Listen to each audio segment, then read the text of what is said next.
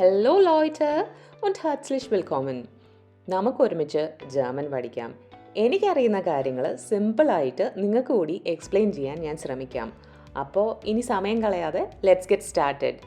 പിന്നെ നിങ്ങൾക്ക് ഈ വീഡിയോസ് ഇഷ്ടപ്പെടുവാണെങ്കിൽ ലൈക്ക് ചെയ്യാനും സപ്പോർട്ട് ചെയ്യാനും മറക്കല്ലേ. നമുക്കിന്ന് ജർമ്മനിൽ പ്രപ്പോസിഷൻസ് എങ്ങനെയാണെന്ന് നോക്കാം. ഡി പ്രപ്പോസിഷോനൻ. അപ്പോൾ പ്രപ്പോസിഷൻസ് ബൈ ഡെഫിനിഷൻ എന്താണെന്ന് വെച്ചാൽ prepositions are words that indicate relationship between nouns, pronouns or phrases in terms of location, time, direction or manner. അപ്പം നമുക്ക് ഒരു സെൻറ്റൻസ് പറയുമ്പോൾ കുറച്ച് വേർഡ്സ് തമ്മിലുള്ള റിലേഷൻ കാണിക്കാൻ, എന്ത് ടൈപ്പ് ഓഫ് റിലേഷനാണ്, ലൊക്കേഷൻ, ടൈം അല്ലെങ്കിൽ ഡയറക്ഷനൊക്കെ കാണിക്കാനാണ് പ്രപ്പോസിഷൻസ് യൂസ് ചെയ്യുന്നത്. ഓക്കെ, അപ്പം ഇപ്പോൾ ഫോർ എക്സാമ്പിൾ ഞാൻ ഇത്ര മണിക്ക് വരും, അല്ലെങ്കിൽ ഞാൻ ഇങ്ങോട്ട് പോവുകയാണ് എന്നൊക്കെ പറയാൻ, അപ്പോൾ അത് ഡയറക്ഷൻ അല്ലേ, അപ്പോൾ അതിനൊക്കെയാണ് പ്രപ്പോസിഷൻസ് യൂസ് ചെയ്യുന്നത്. ഇനി ദേ are essential for constructing sentences and often govern specific grammatical cases. ഇത് വളരെ എസെൻഷ്യലാണ് സെൻറ്റൻസ് ബിൽഡ് ചെയ്യാൻ വേണ്ടിയിട്ട്. അത് മാത്രമല്ല സ്പെസിഫിക് ആയിട്ടുള്ള ഗ്രാമാറ്റിക്കൽ കേസസ് ആയിട്ട് ലിങ്ക്ഡ് ആണ് പ്രപ്പോസിഷൻസ്. അക്യൂസാറ്റീവും ഡാറ്റീവും ഗെനറ്റീവും ആയിട്ട് റിലേറ്റഡ് ആണ്. അത് മാത്രമല്ല ചില പ്രപ്പോസിഷൻസ് അക്യൂസാറ്റീവും ഡാറ്റീവും രണ്ടും ആവാം. ഓക്കെ, അപ്പം they are essential for constructing sentences and often govern specific grammatical cases, accusative, dative, genitive or two way prepositions that can take either accusative or dative. അപ്പം അക്യൂസാറ്റീവോ ഡാറ്റീവോ ആവാൻ പറ്റുന്നതും ഉണ്ട്. ഇപ്പം നമ്മൾ 4 കേസാണ് പഠിച്ചിട്ടുള്ളത് അല്ലേ ജർമ്മനിൽ, പക്ഷേ ഇവിടെ നോമിനാറ്റീവിന് പ്രപ്പോസിഷൻ ഇല്ല കേട്ടോ. അപ്പോൾ അത് സൂക്ഷിക്കാം. ഇനി ഇതിൻ്റെ 2 എക്സാമ്പിൾ നോക്കാം. പ്രപ്പോസിഷൻ എന്തുകൊണ്ടാണ് ഇമ്പോർട്ടൻറ്റ് എന്നുള്ളത് കാണിക്കാൻ വേണ്ടിയിട്ട് ഞാൻ 2 എക്സാമ്പിൾ എടുത്തിട്ടുണ്ട് ഇവിടെ.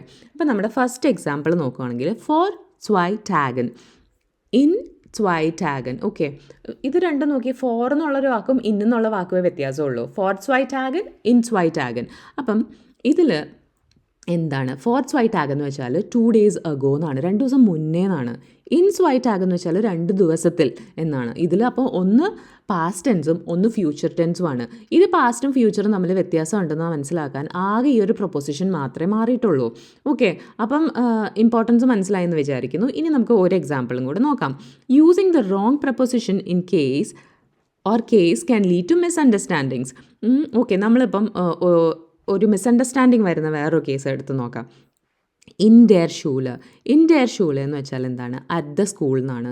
ഇനി ഇൻ ഡി ഷൂള് എന്ന് വെച്ചാൽ എന്താണ്, ടു സ്കൂൾ എന്നാണ്. നോക്കിയേ, ഈ ഒരു സെൻറ്റൻസിൽ ഈ ഒരു ആർട്ടിക്കിൾ മാത്രമേ മാറിയിട്ടുള്ളൂ. ഇൻ ഡെയർ ഷൂള്, ഇൻ ഡി ഷൂള്. പ്രപ്പോസിഷൻ സെയിം ആണ് അല്ലേ, ഇൻ തന്നെയാണ് രണ്ടിടത്തും വരുന്നത്, പക്ഷേ അർത്ഥം രണ്ടാണ്. കാരണം ഇൻ ഡെയർ ഷൂള് എന്ന് വെച്ചാൽ ഞാൻ സ്കൂളിലാണെന്നാണ്, അറ്റ് സ്കൂൾ എന്നാണ് അർത്ഥം. ഇനി ഇൻ ഡി ഷൂള് എന്ന് വെച്ചാൽ സ്കൂളിലേക്ക് പോവാന്നാണ് അർത്ഥം. അപ്പം ഇവിടെ ശരിക്കും പറഞ്ഞാൽ ഒന്ന് അക്യൂസാറ്റീവും ഒന്ന് ഡാറ്റീവും ആണ്. അതാണ് ഇതിലെ വ്യത്യാസം. പക്ഷേ രണ്ട് അർത്ഥമല്ലേ. നമ്മൾ ഇപ്പോൾ ഒരാളുടെ അടുത്ത് ഞാൻ സ്കൂളിലേക്ക് പോവുകയെന്ന് പറഞ്ഞതും ഞാൻ സ്കൂളിലുണ്ടെന്ന് പറഞ്ഞത് രണ്ട് അർത്ഥമല്ലേ. അപ്പം ഇതുകൊണ്ടാണ് പ്രപ്പോസിഷൻ ഇത്രയും ഇമ്പോർട്ടൻസ് വരുന്നത് ഒരു സെൻറ്റൻസ് ഫോം ചെയ്യുമ്പോൾ. അപ്പം നമുക്കിനി പ്രപ്പോസിഷൻസ് കുറച്ച് ഡീറ്റെയിൽഡ് ആയിട്ട് നോക്കാം. ഇന്ന് നമ്മൾ ഈ വീഡിയോയിൽ അക്യൂസാറ്റീവ് പ്രപ്പോസിഷൻ മാത്രമേ നോക്കുന്നുള്ളൂ കേട്ടോ. അപ്പം അക്യൂസാറ്റീവ് പ്രപ്പോസിഷൻ, അക്യൂസാറ്റീവ് കേസിൻ്റെ കൂടെ മാത്രം വരുന്ന പ്രപ്പോസിഷൻസ് ആണ് അക്യൂസാറ്റീവ് പ്രപ്പോസിഷൻസ്. അതിനെ ഓർത്ത് വെക്കാനായിട്ട് നമ്മൾ മുമ്പത്തെ ഒരു വീഡിയോയിൽ എളുപ്പവഴി പറഞ്ഞിട്ടുണ്ട്, ഫുഡോഗ് എന്ന് ഓർത്ത് വെക്കാനായിട്ട്. ഓക്കെ, അപ്പോൾ ഈ ഫുഡോഗിനെയാണ് നമ്മളിന്ന് ഡീറ്റെയിൽഡ് ആയിട്ട് നോക്കുന്നത്. By definition, these prepositions always take the accusative case, indicating motion, direction or specific time. Accusative prepositions എപ്പോഴും അക്യൂസാറ്റീവിൻ്റെ കൂടെ മാത്രമേ വരുള്ളൂ. ഇൻഡിക്കേറ്റിംഗ് മോഷൻ ആയിരിക്കും, എന്തെങ്കിലും മൂവ്മെൻറ്റ് കാണിക്കുമായിരിക്കും, ഡയറക്ഷൻ കാണിക്കുമായിരിക്കും, അല്ലെങ്കിൽ സ്പെസിഫിക് ആയിട്ടുള്ള ഒരു ടൈം കാണിക്കുമായിരിക്കും. ഓക്കെ, അപ്പോൾ നമ്മൾ ഇതിന് അക്യൂസാറ്റീവ് പ്രപ്പോസിഷൻ എന്ന് പറഞ്ഞാൽ അപ്പോൾ ഫുഡോഗും ഈ ഒരു പട്ടിക്കുട്ടനെ നിങ്ങൾ ഓർത്തേക്കണം കേട്ടോ. അപ്പോൾ അക്യൂസാറ്റീവ് പ്രപ്പോസിഷൻ തെറ്റില്ല, ഈ പട്ടിക്കുട്ടനാണ് അക്യൂസാറ്റീവ് പ്രപ്പോസിഷൻ എന്ന് ഓർത്ത് വെച്ചാൽ മതി, ഫുഡോഗെന്ന് ഓർക്കുക. അപ്പം ഈ ഫുഡോഗിൻ്റെ ഫുൾ ഫോം ഇനി പഠിച്ചാൽ പോരെ, ഈ ഓരോ ആൽഫബറ്റും എന്താണ് റെപ്രസെൻറ്റ് ചെയ്യുന്നതെന്ന് പഠിക്കാം. അപ്പം ഫോർ എന്ന് വെച്ചാൽ ഫോർ തന്നെയാണ് അർത്ഥം, ഇംഗ്ലീഷിലെ ഫോർ തന്നെയാണ്. ഓക്കെ, ഇനി എന്ന് വെച്ചാൽ എന്തിൻ്റെങ്കിലും ചുറ്റും, അല്ലെങ്കിൽ ഏകദേശം ഈ ഒരു സമയം പറയുമ്പോഴാണ് സമയം പറയുമ്പോൾ എന്തായാലും യൂസ് ചെയ്തിട്ടുണ്ടാവണം. ഇനി ഞാൻ എന്തിൻ്റെങ്കിലും ചുറ്റും പോവുകയാണെങ്കിലും എന്ന് പറയും കേട്ടോ. അപ്പോൾ അറൗണ്ട് ആയിരിക്കാം അല്ലെങ്കിൽ സമയമായിരിക്കാം. അടുത്തത് ഡോജ്. ഡോജ് എന്ന് വെച്ചാൽ ത്രൂ. ഇപ്പം ഞാൻ എന്തെങ്കിലും ഒരു സാധനത്തിന് ഈ ഒരു പാർക്കിൻ്റെ നടുക്കൂടെ പോവുകയാണ്, അല്ലെങ്കിൽ ഞാൻ ഒരു കാട്ടിൻ്റെ ഉള്ളിൽ കൂടെ പോവുകയാണ്, അല്ലെങ്കിൽ ഞാനൊരു ടണലിൻ്റെ ഉള്ളിൽ കൂടെ പോവുകയാണ്, അവിടെയൊക്കെയാണ് ഡോജ് എന്ന് യൂസ് ചെയ്യുക. ഇനി ഓന്. ഓനെന്ന് വെച്ചാൽ വിത്തൗട്ടാണ്. ഞാൻ പഞ്ചസാര ഇല്ലാതെയാണ് ചായ കുടിക്കുന്നത്. അപ്പം അങ്ങനത്തെ കേസിൽ ഞാൻ കുടയില്ലാണ്ടാണ് പുറത്ത് പോയത്, ആ കേസിലൊക്കെയാണ് ഓന യൂസ് ചെയ്യുക. ഇനി ഗേഗൻ.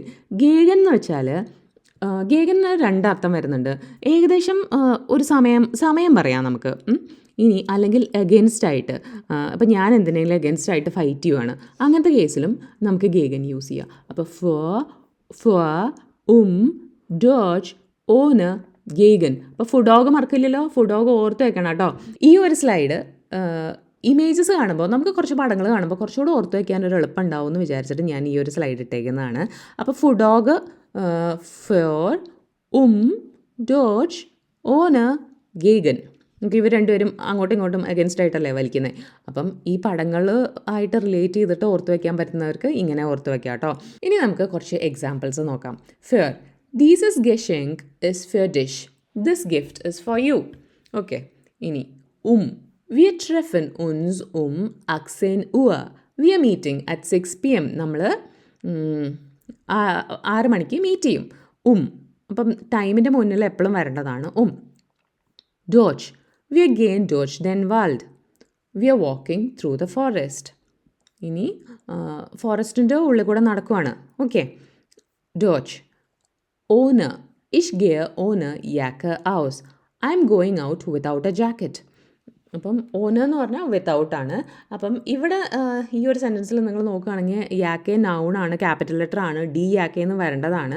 പക്ഷേ ഈ ഒരു യൂസേജിൽ ഡി ഇല്ലെങ്കിലും കുഴപ്പമില്ലാത്തൊരു കേസാട്ടോ ഇത്. അപ്പം അത് നോക്കുമ്പോൾ നിങ്ങൾക്ക് ഗ്രാമർ പഠിക്കുമ്പോൾ നോക്കുമ്പോൾ ഒരു ഡൗട്ട് തോന്നിയാൽ അതിൻ്റെ എക്സ്പ്ലനേഷനും കൂടെ ഞാനിവിടെ ഇട്ടതാണ്. ഇനി ഗേഗൻ. kämpft gegen die Ungerechtigkeit.